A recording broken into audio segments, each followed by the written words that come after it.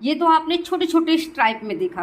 अब अगर हम एक ग्रिड ले लें 10x10 की, ओके, तो 10x10 की अगर हम ग्रिड लेते हैं, आप वर्टिकल भी देखिए हम 10 आ रहे हैं एंड हॉरिजेंटल भी देखिए हम 10 आ रहे हैं। तो 10x10 मतलब 100। आप काउंट करके देख लीजिए, 10 1 जा 10, 10 2 जा 20, 10 3 जा 30, 10 4 जा 40, 10 5 जा 50, 10 8 जा 80, 10 9 जा 90, 10 10 जा 100।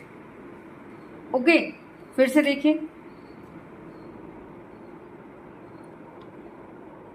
10 1 जा 10, 10 2 जा 20, 10 3 जा 30, 10 4 जा 40, 10 5 जा 50, 10 6 जा 60, 10 7 जा 70, 10 8 जा 80, 10 9 जा 90, 10 10 जा 100।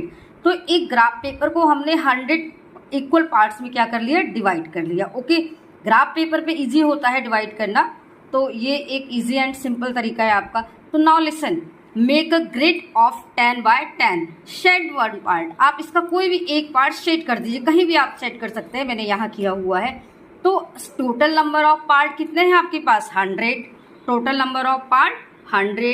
शेडेड पार्ट क्या हो जाएगा, 1 out of 100, it means 1/100। And read as, अब आप फिर से देखिए, 100 डेनोमिनेटर में है तो we can read it 100th। 1 क्यों बोला हमने, 1 क्या है आपका न्यूमरेटर में एंड 100 कहाँ पर है आपका डेनोमिनेटर में। तो आप इसको 100 न पढ़ के क्या पढ़ेंगे, 100th, TH ऐड कर दीजिए। We can also write as 0.01। अब आप 0.01 क्यों लिखेंगे, क्योंकि डेनोमिनेटर में जो 100 लिखा हुआ है आप उसमें 2 0 है, ठीक है। तो डेसिमल हमारा लेफ्ट की साइड में 2 स्टेप शिफ्ट हो जाएगा। Okay, now this is read as 0.01, ठीक है। Now listen, 1/100 equal to 0.01।